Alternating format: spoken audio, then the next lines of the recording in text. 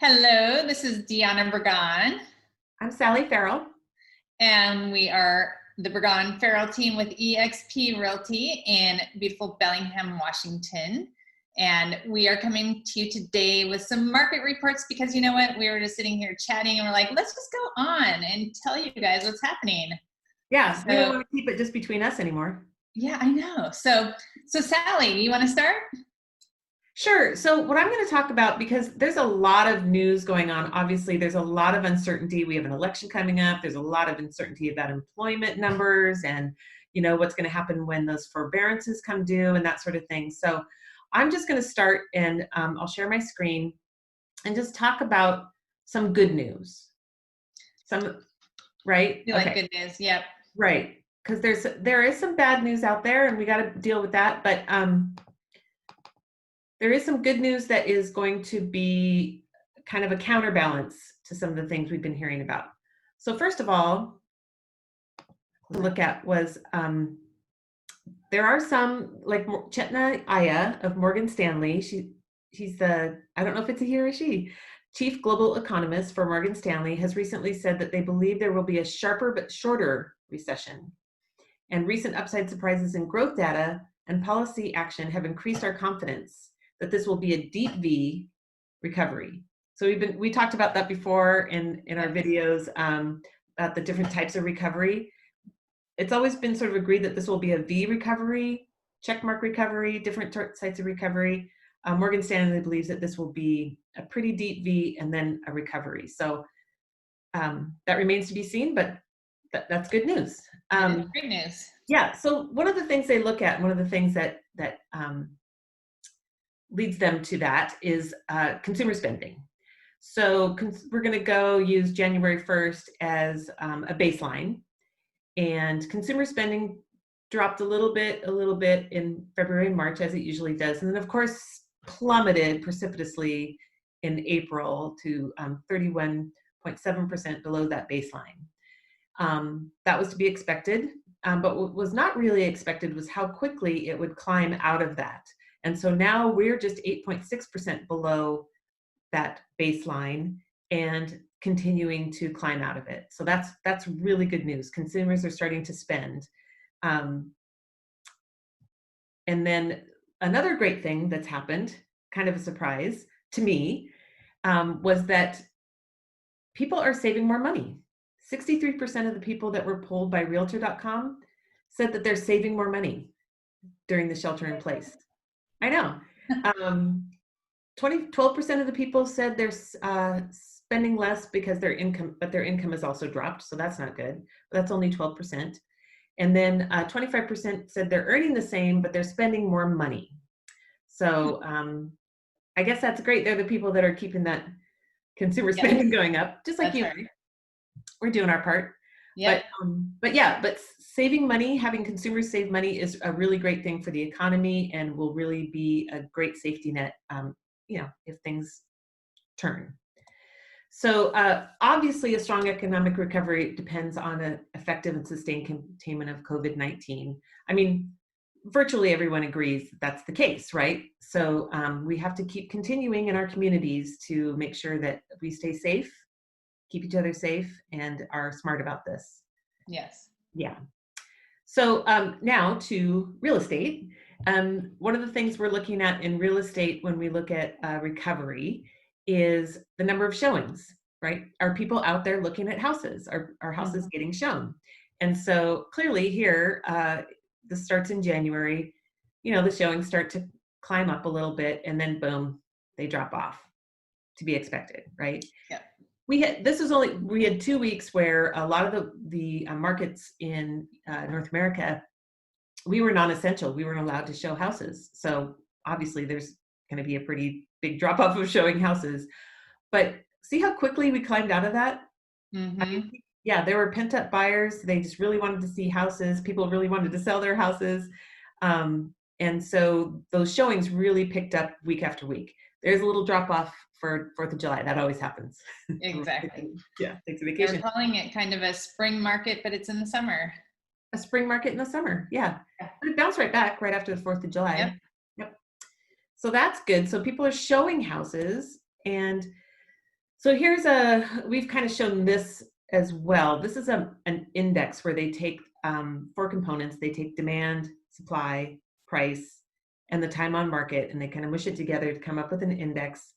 And they started this one out in February as a baseline before the pandemic started.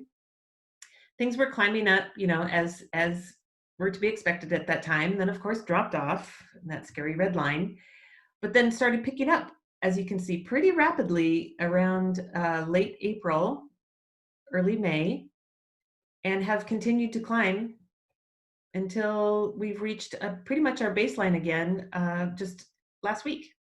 So the housing market is making a very good recovery. There's a lot of reasons for that, but it's mostly because people still need to move.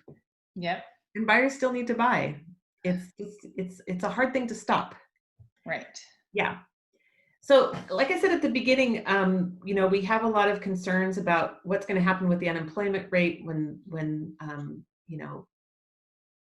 the $600 bonus goes away, people have to go back to work. Are their jobs going to be there? There's just a lot of questions about that.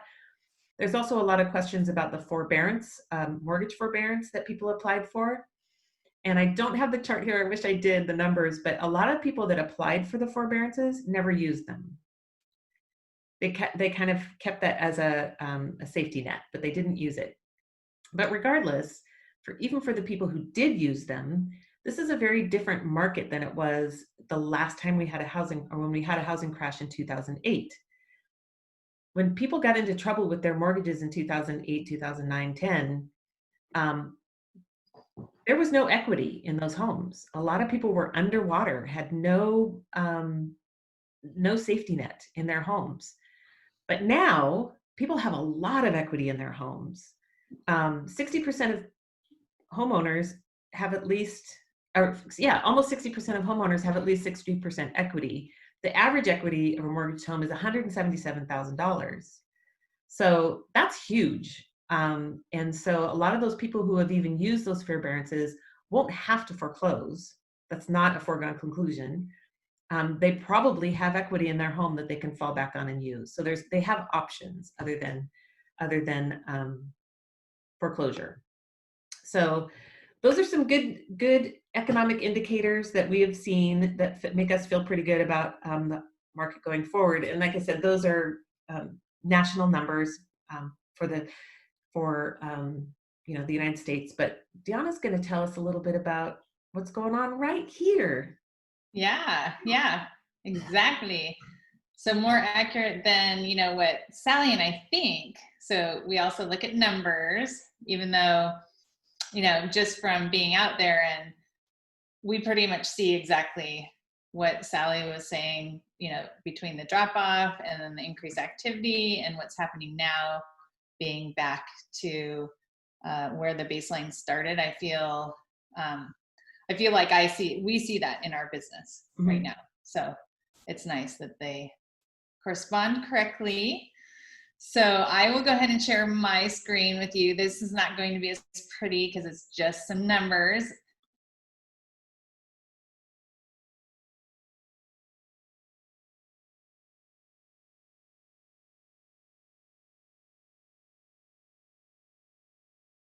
So this is the Whatcom County report, and we're just pretty much looking at June of 2020 versus last year, June of 2019, to get a good read on what's actually happening in the market.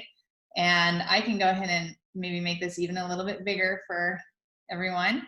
So the 860 number is the MLS number for Bellingham. So if we look at that one in specific, all of these are in the Whatcom County area, all these numbers, but we're looking specifically at Bellingham because that's the main area where we are working.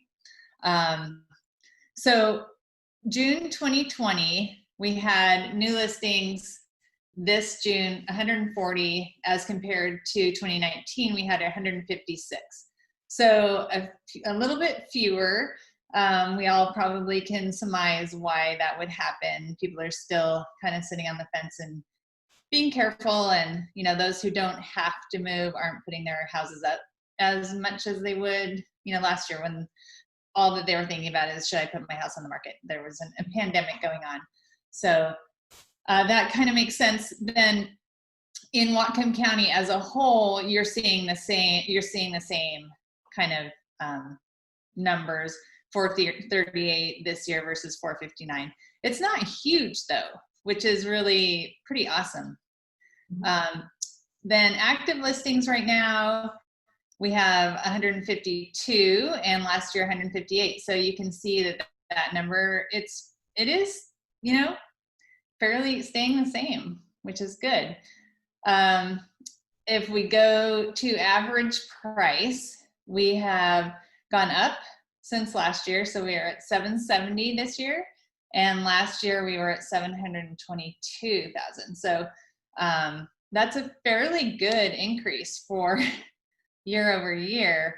And even in the county as a whole, you're seeing a good increase in price from 587,000 to 605,000. So again, the market is trending up, even though we're in the middle of a pandemic.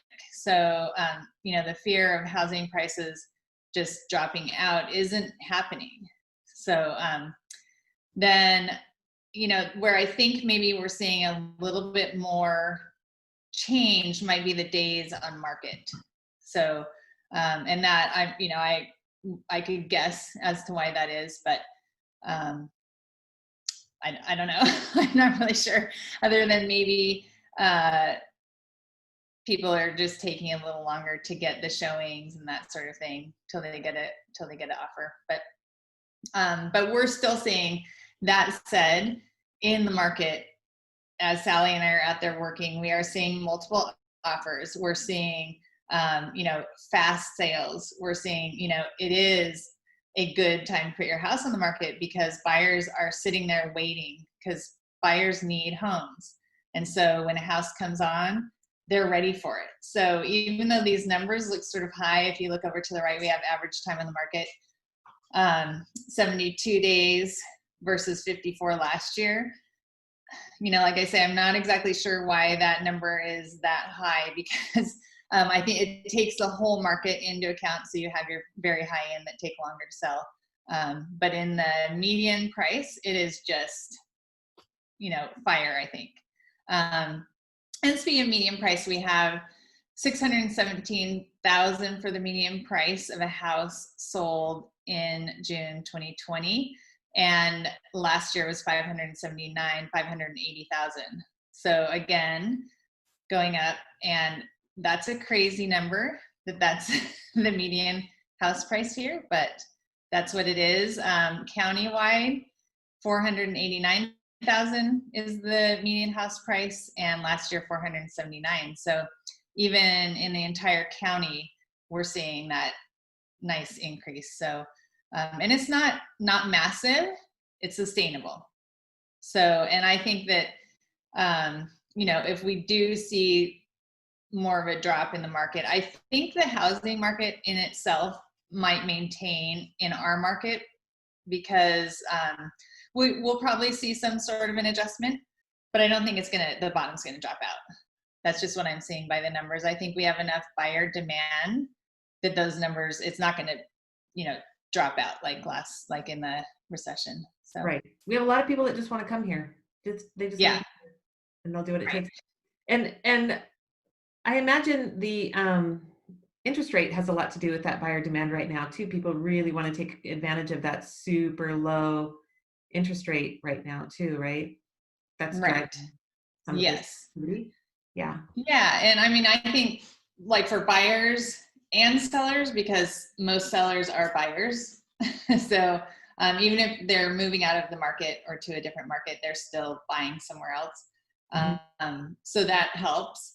The thing that it might slow down a little bit of the listings that we really need. We need that inventory because people are going to be refinancing again, which that is exactly what we saw after the recession, that those that could refinanced and got great rates, and then they didn't want to sell as the market was going up. Now, it's kind of happening again, but we'll see. Yeah. So if you are considering selling and moving, don't be afraid. It's a fine time. And if you are doing so, call us. Yeah, we would love to help you. we have protocols in place, so everything, we stay safe, and we can show As you you. can see, we're in completely different places. Yes. Wherever you are, you're over there. Yes. Yeah. We don't even see each other. No, we're so safe. We're super safe. But yeah, so it's really doable. And if you have questions about what your home might be worth in this market, what it would take to get it on the market, that sort of thing, we can help walk you through that whole process and just give you an idea of what it would look like to help you kind of make that decision about whether you want to move forward or not. Yeah. Exactly. Yeah. Well, thank you, Deanna. Yeah, thank you, Sally. Good to see you. And we'll try to get to do another one of these. I know we did another one last month, and this one's a little bit more than a month. We took 6 weeks probably to get this one together, but hopefully we'll do our next one a little bit sooner. Yes. And have good news for you then too. Yeah. Yeah. Oh, and don't forget to subscribe to our channel for all of our great videos that will be coming on. Yes. And thank you.